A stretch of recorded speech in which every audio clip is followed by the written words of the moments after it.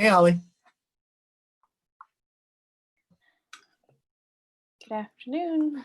Hi. We've got one person in the waiting room, and I'm just Excellent. gonna wait until we get started to let them in. But All right. right now, it's just one person, just you and We have Thomas. some really great luck together, don't we? We sure do. Yeah. I don't know what's going on. Is Danielle coming to this, or did she just reply? I just sent her the invite. She's just like, if you need me for any reason, like if we get overwhelmed with chat or whatever, to let her know. But I'm thinking we're not gonna. So she wasn't planning to attend unless we like ask her to come in. Right. Okay. I Makes don't sense. see us needing her. It was more of just like, just in case. Okay. Does it say who the person is that's waiting to come in? Thomas ready? Okay, don't know him. Okay. So that's good though. Yeah, somebody. Right. I guess I'll be able to keep up on chat pretty easily. Looks like it. And you got in okay? There weren't any problems? Yeah, no problems at all. So that's good. I'm not sure why we had those issues yesterday. Who knows? But happy Friday. Are you East Coast time?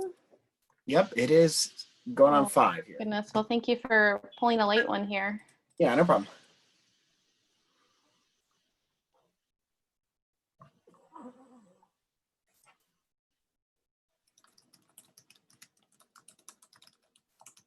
Bring him in. I'm in Wisconsin, so it's central time for me. So just about the end of the day here. Hello. Can you hear us? Okay. / see us. Oh, you're still connecting. 1 second.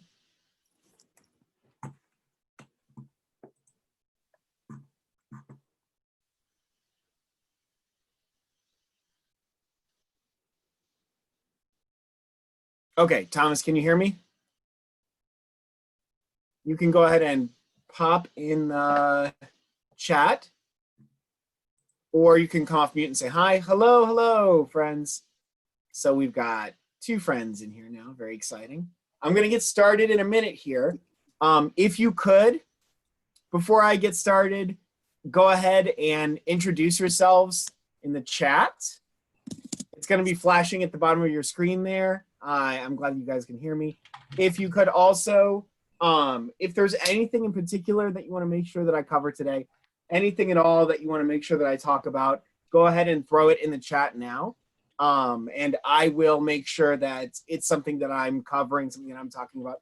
I want to make sure that today is useful for y'all. So anything that is like weighing heavily on your mind as far as like distance learning or Newsela in general goes, let me know now, and I'll make sure to cover it during the session today, especially since it looks like you guys are going to get some pretty personalized attention. So if there's like anything that you guys feel like you want to make sure that I'm talking to you guys about, any questions that you have beforehand. Okay, reading level is very, very wildly. Yeah, okay. That's good to know. That was my experience as well when I was teaching. Okay, great. So it looks like you guys are in and introduced. Just a couple of housekeeping things before we get started today. If you have questions, throw them in the chat while I'm talking. I'll make sure to cover them. If there are things that you guys want to make sure that is like a particular focus, when I like pause at any point to take a breath, you can come off mute and ask me about it. I'm going to keep it pretty informal since it looks like it's just the 3 of us. My colleague Holly is also on today. She's awesome. And she's going to be answering questions in the chat. Holly, you want to say hi? Hey, everyone. Thanks for joining us. We're excited to spend some time with you. Yeah, it's going to be great. It's going to be real chill. So my name is Gerard. I am a professional learning manager for Newsela. What that means is I get to hang out with y'all. It's a really great job, and I really love it. I'm going to put on the captions now. So when I am going to be presenting, you'll see that like on the left side of the screen there, I'll have my slides and all the fun stuff, and also captions. So if there is anything that you feel like you missed, the captions will be on here recorded. and I'll be sending you guys the recording. So you'll be able to go back and scrub through and find anything that you feel like you missed. And the captions will be there for you, so you don't have to blast my annoying voice the whole time that you're listening to it. Also, this is weirdly my 10th year in education. I am a former teacher, also weird to say. This is my first full year out of the classroom. I was a special education aide. I was an English language learner coach where my students' reading levels in English varied very wildly, all the way from, pre-functional to 7th, 8th grade reading level. So we were all over the place. And I'm going to make sure to talk to you guys about some of the ways that we can address that today, and some of the ways that we found that helped us using Newsela to address all of the different levels of English language and reading ability, because those were two separate things that presented separate issues. So before I get started talking about where we are and how to use the things on Newsela, can I just get a quick pulse check on how comfortable you guys feel with Newsela, how much you've used it before? So if you could just put on a scale of 1 to 5, 1 being I have no idea what this is, I've never touched it before, and 5 being I'm an expert, and 2 or 3 being I've signed in, I've made my classes, but I haven't done a whole lot else. So go ahead and, okay, I've got a 1. All right. And 1 more waiting on somebody else, and we'll see where we are. If we have a 1 and a 5, I'm gonna explode, but it'll be great. So I'm gonna start closer to the blank slate. Okay, right. So that was so 3 or 4 before we switched from Pro to the new 3 products like Newsela for ELA and Newsela for, okay, all right, cool. So then we're gonna talk about some of the new stuff then. So what I'm going to do really quick is just do a quick rewind and review of how to do things like connect and create classes. And then from there, I'm going to jump into some of the more advanced-ish stuff, like finding content for students of all kinds of different English language abilities. Again, I get a little rambly, so feel free to throw any questions or ideas or thoughts that you guys have in the chat. So you guys can see the site here on the right, and this is our lovely homepage. Where I want to start is before this. So if you haven't already, make sure to sign in to Newsela on newsela.com. I've been told to recommend that you sign in with Clever if you haven't before. There's a little sign in with Clever button. I'm going to sign out and show you the whole shebang. So if you click sign in here in the corner, it will ask you how you want to sign in. And you can either sign in with a username and password. So if you've had Newsela in the past, that's probably how you've done it. Or you can sign in with Clever or Google. If you haven't used Newsela before, I'm going to recommend that you sign in with Clever. But if you have and you want to sync your Google Classrooms, or you are using Google Classroom super heavily and you want to make sure that Newsela is connected to that, then you can go ahead and sign in with Google. So that's really good to know. So you guys haven't used Clever in the high schools before. So I'm going to make sure that I make a note of that when I go back and talk to the people who are talking to me about this, so that they know high schools aren't using Clever. So you guys can go ahead and sign in with Google or whatever username and password that you guys have had. That's really good to know. So I'm going to go ahead and sign in with my username and password here. And once you're signed in, you will see this ribbon here at the top. And if you've used Newsela in the past, you'll see that this is way different. This is the biggest change to the site, I think, because it changes the way that we navigate. So before, it just said news and then library and had drop-down menus. But now we have a lot more different categories. And each of those categories is going to represent navigating a different chunk of the site. And I don't want to get too nitty-gritty about what goes where and things like that. I'm just going to call out a few things. There are 2 basic ways to find content on Newsela, and everything on Newsela is grounded in our content. So the first way is browsing, and you can browse through the site by clicking on any one of these headers here. I'm going to jump into ELA because that's my baby. And as I click into it, you'll see that it takes me to a site that is as big as Newsela Pro was before. Each one of these is going to be enormous and contain hundreds of textbooks worth of information. So the ELA site has and as well as the science and social studies site has a side navigation bar here on the left that's going to give you different collections, we call them. And each one of those collections is going to be the size of a textbook or multiple textbooks. They're all going to have access to different chunks of ELA curricula, whether it's aligning with specific curriculum or pulling from daily lessons or novel studies. If you have ever taught a novel, this is the best. You're going to be your best friend. And the social studies one functions in the same way, where you'll see US history, world history. You will see all of the different textbook style collections that'll be here on the left side. Each one of those is going to contain thousands of text sets. The text sets are going to be those folders that contain articles inside of them that are all aligned to a specific topic.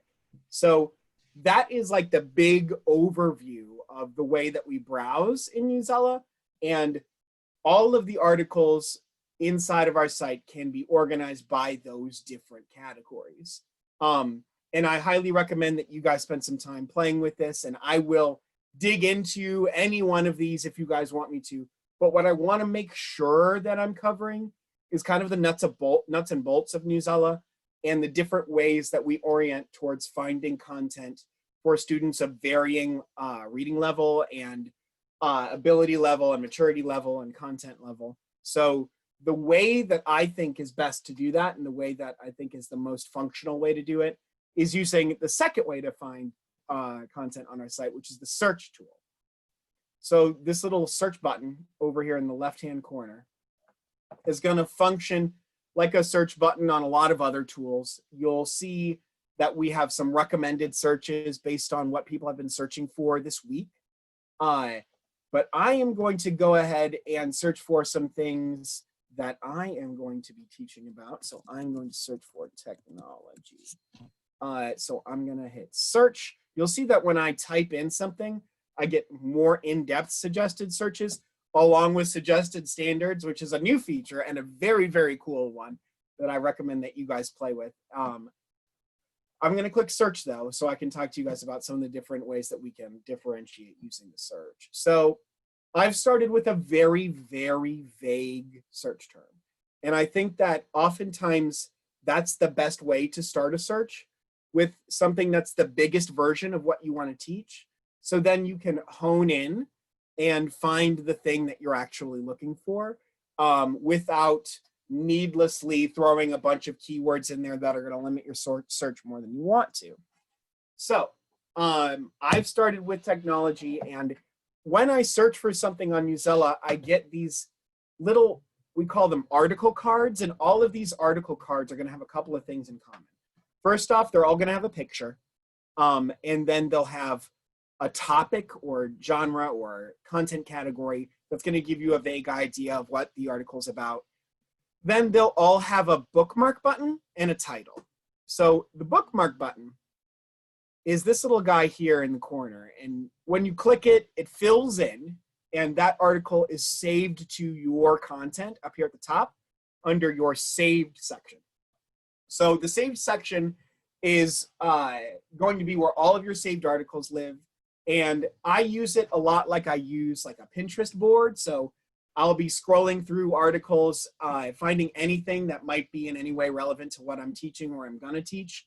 And then I'll just be bookmarking like crazy. As you guys can see, I've got a ton of articles here bookmarked because anything that I think that I might use later, I'll save to my saved section and use it like my own personal library to organize in text sets and then create assignments from based on the things that I might be using later. So anything in my saved section I know is going to be relevant to what I'm teaching because I've already gone through and curated it. So even if there's something that's like not exactly relevant to what I'm doing now, but might be relevant for something later, Thomas, what a good question. I'm going to make sure that I talk about that in a minute, about how we can suggest some articles and how we can suggest content partners. But first, I just want to make sure that I'm going through all of this, and I will get there. So the next thing that I want to make sure that I'm talking about on these little article cards is there is a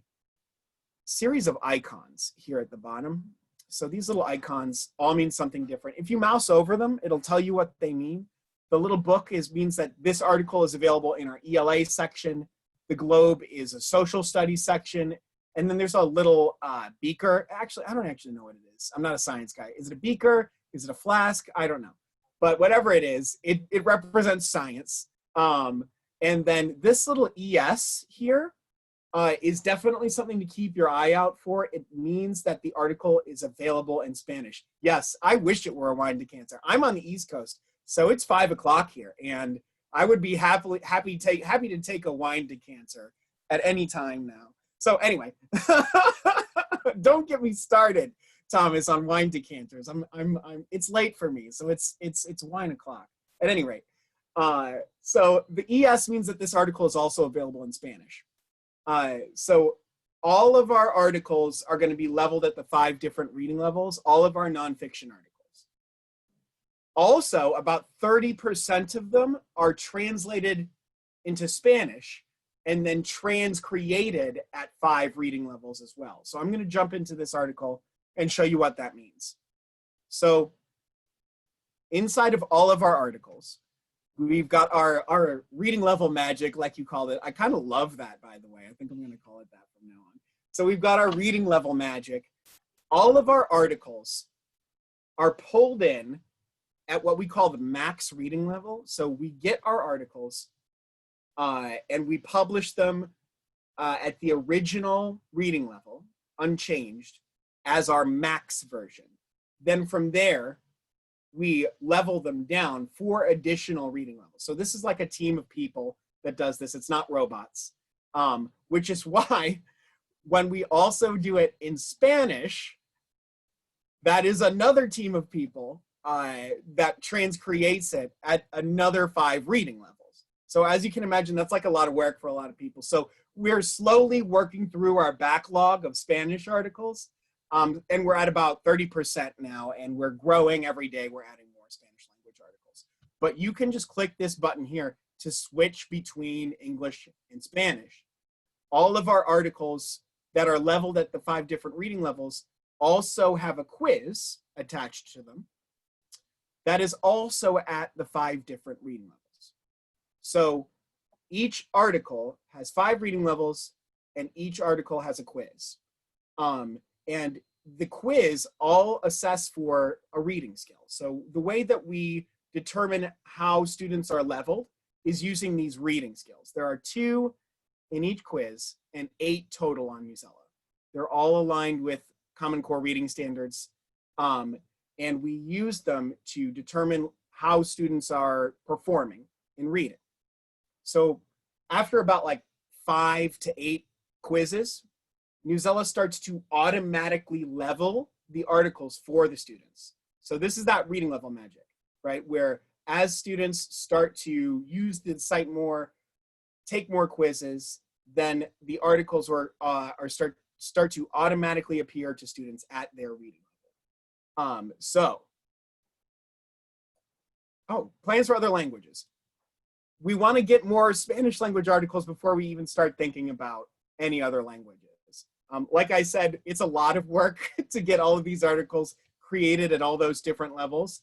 And I've been told that before we start thinking about transcreating into other languages, we want to build up a really significant backlog of Spanish articles before we start spiraling out to other languages. Beyond that, I don't know any further like answers to that question, but I know that they are saying that like Spanish, we got to really nail before we start thinking about anything else. Any other questions that you guys have so far? You want to throw in there or no, pop off? All right, cool. I'm going to jump back to the search really quick and show you guys a couple of more things in there just based on what you guys told me at the beginning. Then we're going to talk about some specific distance learning stuff. and some ways that we can use Newsela now that our world is completely upside down and absolutely insane all the time. So when we're searching, we kind of want to hone in on all of the different reading levels that our students are performing at. And that was something that, like, when I was teaching was a particular challenge, because I had, 8th, 9th, 10th graders who were reading at, 2nd, 3rd grade reading levels. And the issue was not finding them content or finding them articles, because it was really easy to find articles at a 2nd grade reading level, but it was hard to find articles at a 2nd grade level that my students gave a crap about, right? Like it was all about puppies and ponies and things that they weren't necessarily invested in. So one thing that Newsela did that I really appreciated is they separated content and reading level. So these two filters let you filter for them separately. So if you want to use the suggested for filter, you can filter for high school level content. This has nothing to do with reading level. This has to do with background knowledge, content knowledge, and like maturity level, sensitivity of the article. So if you click apply, the articles that you start to pull are going to be at that high school maturity level. You see that, like, there was like an iCarly article here that disappeared because it's not at the maturity level of the students that we want to address. Then separately, I can add another filter under text level that's going to let me pull in the reading level of my students.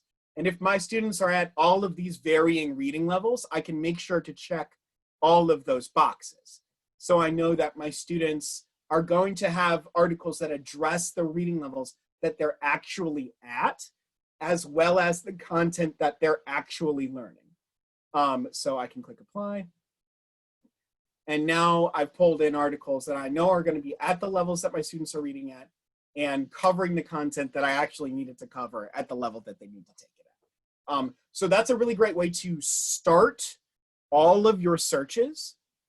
So if there's like ever any kind of content that you want to make sure that you're going to cover, I would recommend coming here first, turning on these filters and searching for your keyword, right?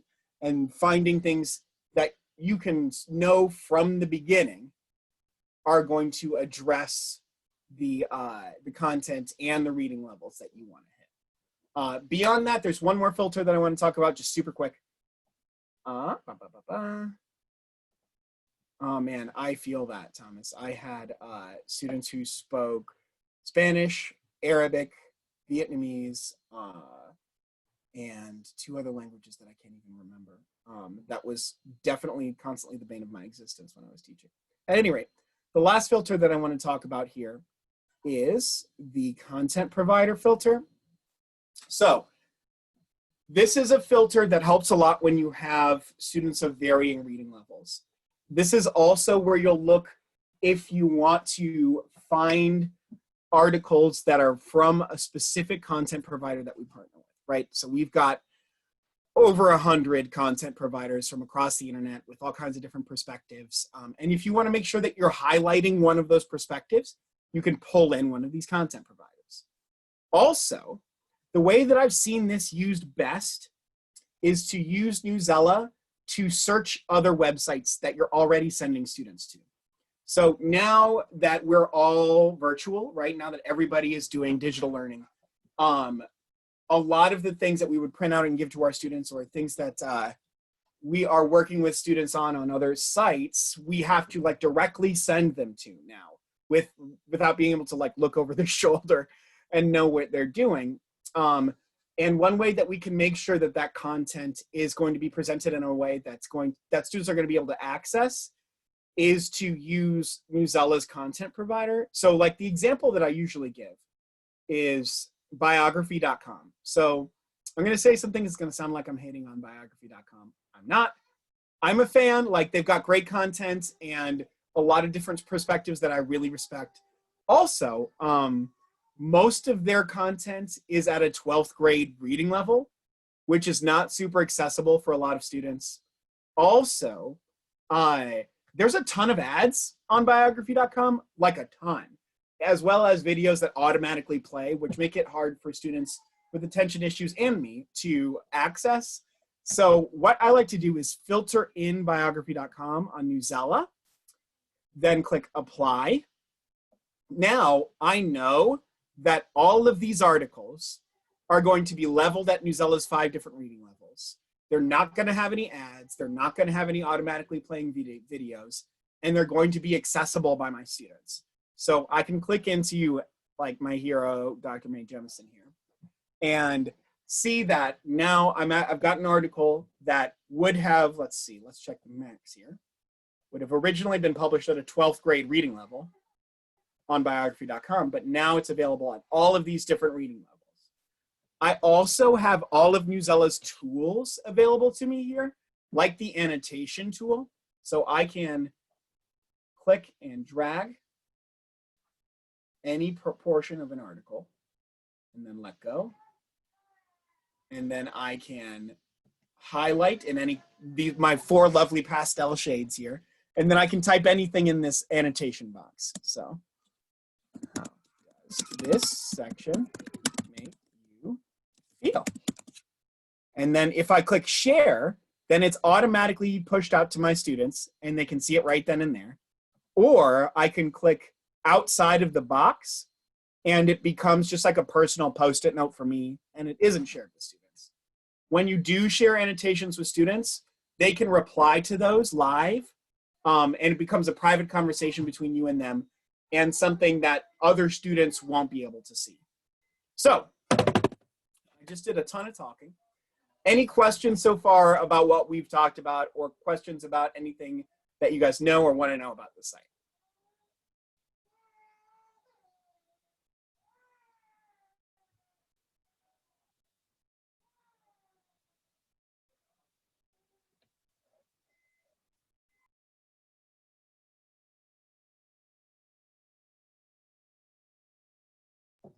Very cool. Okay, sorry guys. My son is very hungry in the background. So what I want to make sure that I do now is give you guys some time to play with it and then see if anything surfaces and keep going. So what I want to do is give you guys like 5 minutes or so to search for something that you feel like you can use in the next 2 weeks or so, and save it to your saved section using this bookmark tool. So find 3 or so things, and then we'll come back and we'll go through the assignment arc with those things and talk about some distance learning tips and tricks that we can use with it. So go ahead now, take about 5 minutes to find three-ish articles that you think you can use, and then we'll go from there, and we'll revisit. So ready, set, read.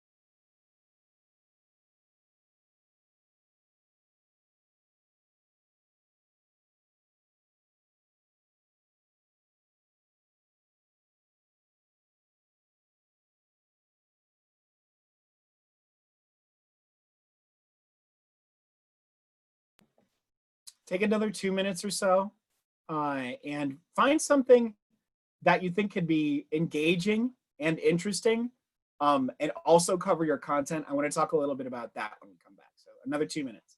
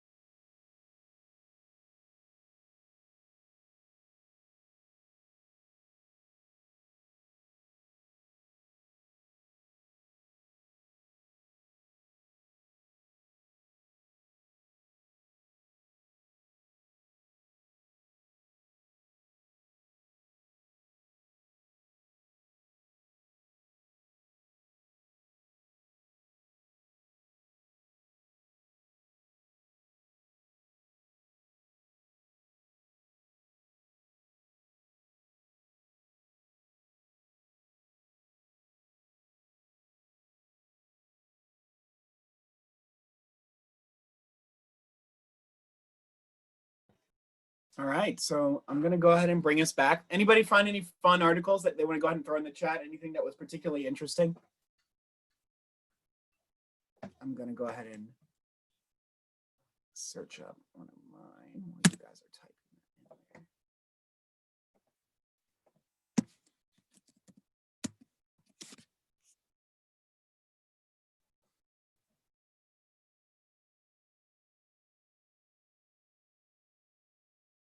So the one that I like to show, and it's like, yes, okay, so there's a lot of articles on there about school closures, a lot of articles about COVID-19. The one that, yes, yeah, okay, so let me go ahead and talk about that then. So we have a lot of sections in our news tab really quick. I'll just go ahead and bring that up. That the news tab is going to cover things that have generally happened in the last 2 years or so. But we always have this section here that is going to be like the news of today and things that are going to be relevant to what's happening right now. So the news today section is a really good way to like do things that are being covered in the news right now. You can also do our big stories of the week section. So I'm going to click see more on this, and you'll see that like our big stories of the week are going to be, it's got an automatically created text set that shows everything big that's happened this week. So in these text sets, you'll see that it covers everything that's been going on. So here, let me go ahead and find some on distance learning. So it will cover everything that's gone on in the last week or so. And we also have our lovely distance learning section here at the top. So if I click on this, these are going to talk about generally things that are happening in regards to distance learning, but specifically we have articles that are going to be organized by day and by week that are going to help students make sense of the things that are happening right now. You can also search up articles like you were, I'm sure, doing that are going to cover distance learning and things like that. But here we have articles that are going to help students with things like taking breaks, with things like staying connected, with things like staying on task. So this distance learning section is going to be your best friend for the next couple of weeks or however long we're at this. I don't actually know. But where I want to particularly point you to is here in the center section. We have these little kits and plans that are designed to specifically help with that and connect to other tools that are going to help you with that. So like we know that we don't exist in a silo and that there's a lot of other tools that are doing really awesome things to help teachers with distance learning right now. So if you click into the remote teaching toolkit there, I've already got it open, so I'm just going to pop it open here. The remote teaching toolkit is a Google site that has a ton of different ways that you can connect to students and show students how to connect. So let's see, hoping to have a discussion with students about it. And there are many articles about how difficult it's been. Yes. Okay, right. So there are a lot of articles that exist on the site now that will like help students compare and contrast between the different ways that people are experiencing this and have a discussion. One thing that I want to talk about with ways to have discussions and ways to continue to foster discussions between students is what we're doing right now. So there's been a lot of talk about like different ways to stay connected and different ways to teach in the way that the world is right now. In our remote teaching toolkit, which is again under our distance learning section, and it's going to be right there in the middle, our remote teaching toolkit under the third section here, each one of these is going to cover a different part of staying connected during the crisis. This third one here, connecting to community, is going to cover how to coordinate classroom check-ins, how to teach using a lot of the virtual tools. So things like Google Meet or Google Hangouts, things like Zoom, which we're using now. I know that a lot of schools are like iffy about Zoom, but it's on there in case you need it. But Google Hangouts is also on here. There are videos, there are courses on Newsela that you can take that will help you connect to those things and show students different ways that they can connect as well. So I highly recommend that you guys come and take a look at this section to get ideas on how to stay connected with students and have those discussions about how difficult it's been or about the things that are going on right now. So jumping back to the site really quick, what I want to do is talk about some of the different ways that you guys can use the search. Yes, awesome, Holly. Yeah, so we also have a lot of really good resources in our SEL collection that you guys can take a look at. Those are also called out on that site there. So definitely recommend browsing that whenever you have a chance. So what I want to do is search for some articles that I think are going to allow my students to have those kind of conversations. So I've clicked on one of our recommended searches, which is our COVID-19 search. And I'm going to search for some articles using the filters that I talked about before, the things that are going to help me cover the students that I need to be covering. So I'm going to do high school, and I'm going to cover the reading levels that I know that my students are reading at. And I'm going to click apply. So now I know that they're going to be covering my students' reading levels and the content that they need to be covering. So I am going to scroll down through these. I'm going to bookmark a couple. And then I'm going to talk about this one. I'm going to jump into this article and take a look at some ways that I can assign it and pick it apart for students and help them engage with it in a way that's going to make sense for them. So when I'm creating an assignment, especially now in this weird distance learning world, there are a couple of things that I like to do before I get into the nitty-gritty of actually assigning it. The first thing is I like to check the different reading levels. And I like to take a look at how the article changes when I drop it down to different reading levels, so I know what it's going to look like for each of my students. So when you jump down reading levels, you're going to see a couple of things. You're going to see that there's going to be more headers, more sentences, and more paragraphs. It's going to be broken up into smaller chunks, and there's going to be a lot more of them. And just knowing the way that that's going to break down for the article that I want to assign is going to help me when I'm doing things like assigning the quiz or creating annotations for my students. Once I've got that sorted out, what I like to do is create some quick stop and jot annotations for my students. So when I was teaching, my students were not great at annotations. And they had really it boiled down to two issues. The first one was that they didn't know what to annotate. And then the second one was they didn't know what to say once they had made an annotation. So I would get a lot of students who would highlight, half a page and then in the margins just write cool or okay or yes. So what we ended up doing was scaffolding annotations the way that we scaffolded a lot of other skills. And we started that with just like quick pulse check annotations that helped students connect to like what was happening in their lives or what they were thinking about or how they were feeling. So we called them text to self. We did little text to self connections. So what I would do is I would highlight a section, get my little annotation box, pick a color, and then commit to that color. So once I'd picked a color for this question, like purple, purple would always mean I was asking this question. So that way, even my students who were emerging or struggling readers knew that when they see purple, I'm asking this question. And the question that I usually started with was, how does this section feel? So I would always ask this question whenever I use purple or whatever color. So students would know when they saw that color, this question was coming. And then I gave them a quick, non-textual way to quickly engage with the text. The way that I did that, this is a can of worms you can decide to open or not, but I gave them emoji answers. So I would put 5 or so different emojis in there that students could align with. So what they would do, once I shared the annotation with them, they would reply to it just by copying and pasting the emoji that they aligned with. So this was a really quick way to get the vibe of how students were feeling about each little section. It also got them connecting with the article multiple times an article. We started out doing this like 5 or 6 times for each article.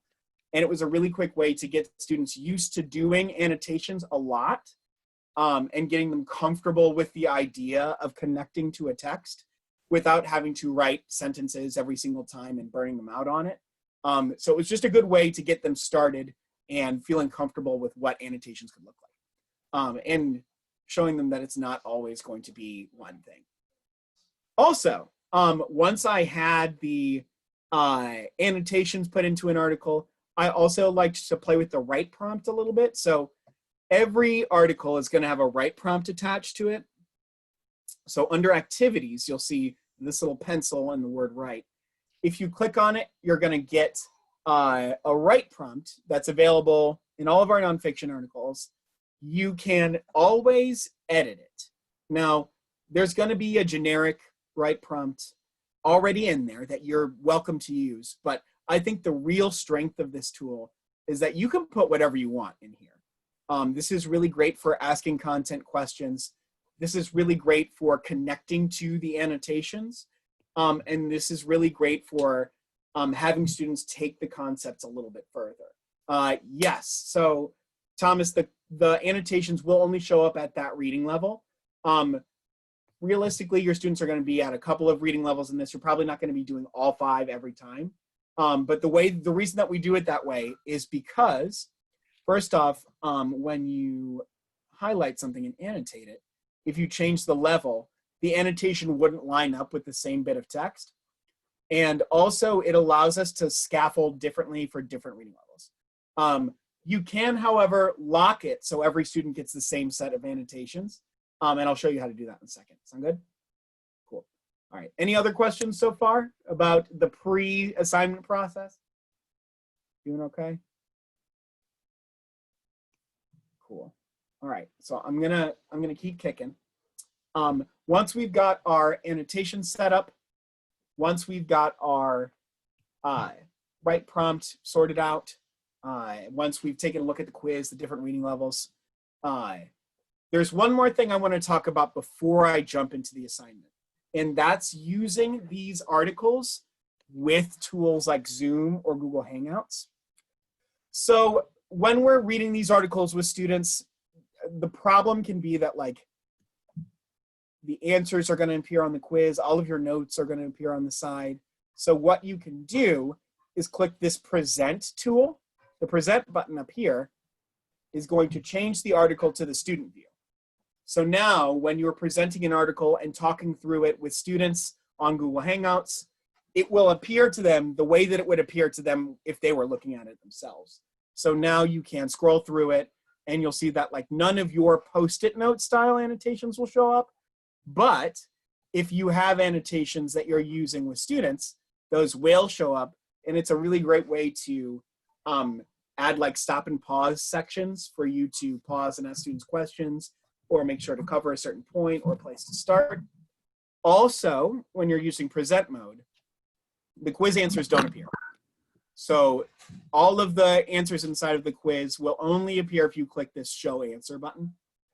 So it's a great way to go through quizzes with students when you're presenting digitally. So that way you don't have to, show them the answer before they've even tried to answer it. So once you've taken care of all of that, then you can click this big blue assign button here in the corner.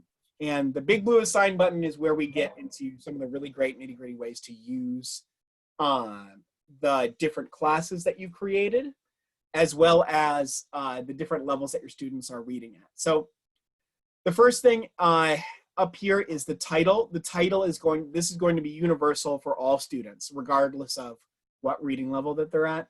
I know a lot of teachers that like to put like due dates in here, so due Friday, or they'll like to put their name in there so students know that very quickly this is coming from this teacher. Then you can select the class that you want to assign it to. So you can assign to as many classes as you'd like. You can cross-post to all of these classes at once. So if you've pulled your classes in from Google Classroom or from Clever, you can post to all of them or one of them or none of them. And you can also post to the classes that you created in Newsela together or separately. So what I like to do is I'll have my like big classes, right? And then I will create separate classes in Newsela, aside from the classes that I've imported from Google, that are going to work like small groups. So I will create a new class right here in Newsela, and then I'll name it like reading group. And I'll pick the grade and the subject, and then I'll create the class. So that was really easy, right? It was super simple. It's like 3 clicks. Then I'll send this class code to my students, and they'll join this class. So this is a great way to get super nitty-gritty with your differentiation. You can pick like a group of 5 or 4 or 20 students to send this to across all of your classes. So if you have one student in one class, one student in another class, and another student in a third class that are all at the same level or all have a similar struggle or speak a similar language, and you want to make sure that they're all getting the same article, you can put all of those students in one class and then assign specifically to them. So you'll know that this group of students is going to get this article and this group of students is going to get that article. And another way that you can use that is using it in tandem with this text level tool. So by default, Newsela is always going to share their or going to assign articles at the recommended level. So that means that level that students have gotten after taking so many quizzes, right? They're just right reading level. You can, however, lock the level. So you can use this button to lock the reading level at any of the levels that that article appears at to make sure that your students are going to get the article at the level that you think is ready, that they're ready for, or to make sure that you're only making one set of annotations, or to make sure that you are assigning it to one group of students that needs this article at this level with these annotations. So you can get super granular with it, which is great for making sure that you can target students that might be like super susceptible to some of the perils of distance learning, like not being invested in their learning. So you can find articles using that search tool that you know are going to be relevant for a very specific group of students, and use this classes tool to like scalpel target them, and then pick the level that you know that they're going to be ready for and assign it to them at that level. You can also put whatever instructions you'd like in here.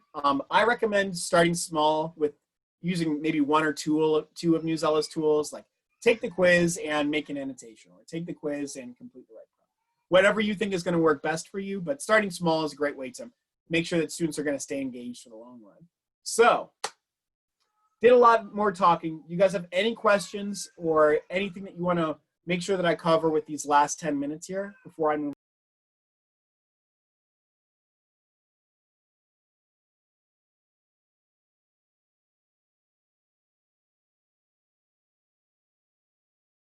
So far, so good. I like it. Okay.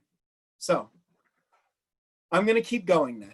Once you've created your assignment, yes, see, this is a good place to be, Justin. It's just wanting to play with it. I'm going to talk about one more thing really quick and then give you a couple of minutes to play with it.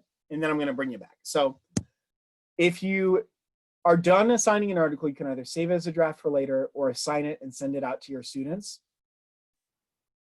And once you've done that, it'll pop up here in your assignment screen, which is also under your binder. So the binder and then assignments is where you'll find this. This is where you'll do your grading. So I can like scroll down through all of these and see all of my assignments that I've sent my students. It'll give them like a amount of students viewed number here. This is also where you'll send it to Google Classroom. If you want to post it in Google Classroom as well, you can just click here and it'll post to Google Classroom. I can also click into this article and see my students' grades, see how they've done, and see how they've accessed this article. So here, I've got all of my students that have looked at this article. I can sort this by when they took it, how much time they spent on it, what level they read it at, how they performed on the quiz, and a lot of other stuff like how many annotations they made or how they did on the right prompt. So I'm going to sort it by score here, see how my students did. I'm going to click on one of my students that I think like is kind of on the bubble here. So let's take a look at Kayla. And when you click in, it shows you the student's annotations. You can click on activities, look at how they did on the quiz, look at their right prompt and grade it on a 1 to 4 scale and submit it or return it to them for revision, in which case they won't get the score. They'll just get your comments that you type in here and they'll have to make revisions. So what I want to do now is give you guys like 5 minutes or so to take one of those articles that you made or that you saved and create an assignment out of it.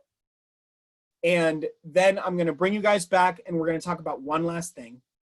Yes, you can change the question, Thomas. You can change the question before you make the assignment. So when you're creating the assignment, you can change the question. You can also, when you're grading it, ask further questions in the comments to have students answer those as a follow-up. Yes, you can always change the right prompt. You can always change the right prompt. So go ahead now, take some time to create an assignment out of one of your articles, and then I'll bring you back in 5 minutes. This is also a great time to throw any questions in the chat, and I can talk through them.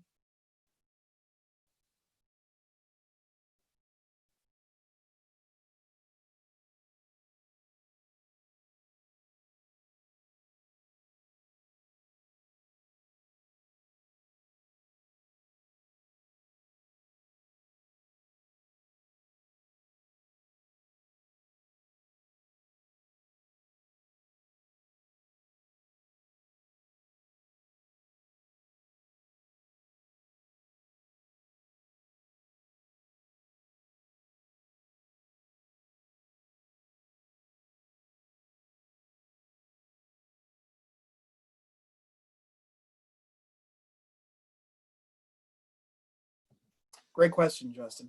Clever is going to be pulling these from your student information system.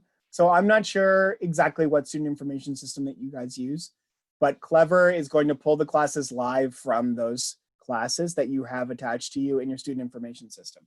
So if those are out of date, I would make sure that you reach out to your tech person and make sure that Clever is connected to the correct classes, because they might have accidentally connected you to an incorrect class or an old class. So Synergy, yeah, it might have connected you to an old class in Synergy. So just make sure with your tech people that you are connected to the correct, that's hard to say, connected to the correct class in Clever. You could also, as an alternative, create your own classes or sync with Google Classroom. I'm gonna give you guys another 2 minutes or so to create your assignment, and then we'll talk through some of the other steps here.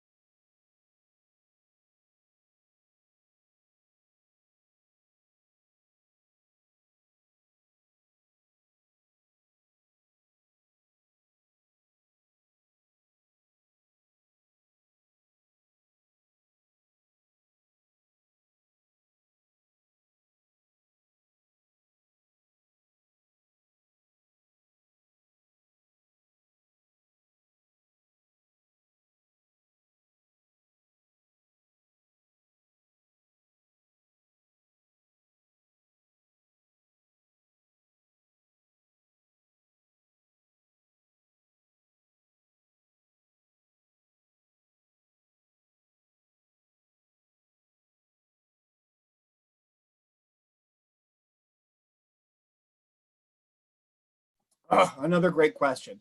So what I'm going to do is I'm going to go into back to our assignments thing, and then I'm going to talk a little bit more about how we can get data. So a lot of tools like Google Classroom or like Canvas, a lot of LMSs I'll drop you guys in just a couple of seconds. A lot of LMSs pull grades from Excel spreadsheets. Since a lot of tools like Google Classroom don't take our grades, they won't connect with us. But what they will do is they will allow us to download our data and then upload it into their service. So you can download your grades here and upload them into services like Gradebook or Google Classroom, or whatever other tool that you use. So I can't promise that it'll work with everything, but if you want to download your data and see all of the grades that your students have had over time, all of the assignment grades that they've had, you can do that and then upload it to some services. So I'm a fan of it. It's a good workaround for the fact that a lot of different LMSs are still getting their lives together about importing grades from Newsela. So since you guys are almost out of time, do you guys have any other questions? Anything else that you want to make sure that I cover?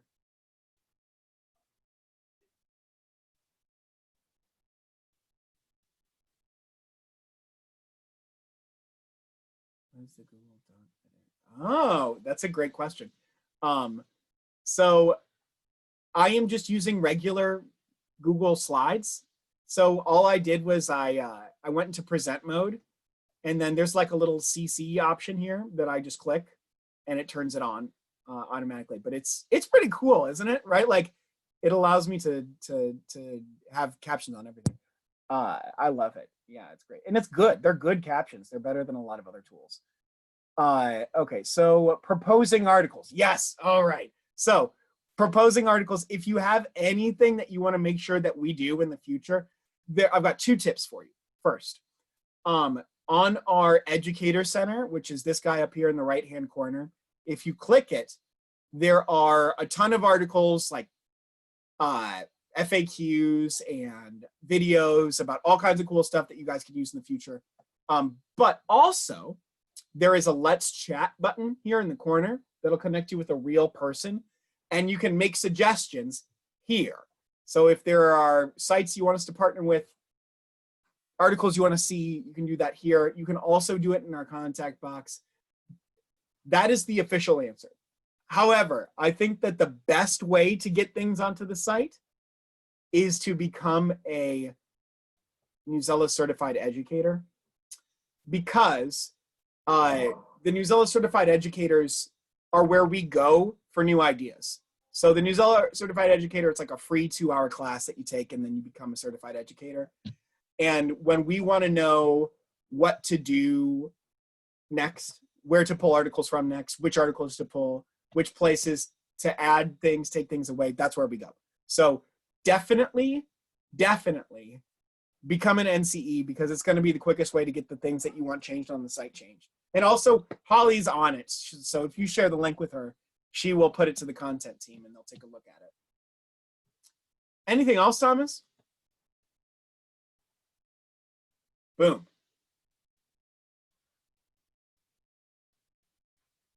All right. You're free to go. Thanks for hanging out with us today. This is great. Thank you. Yeah, no problem. Bye, y'all. Have a great Friday. You too.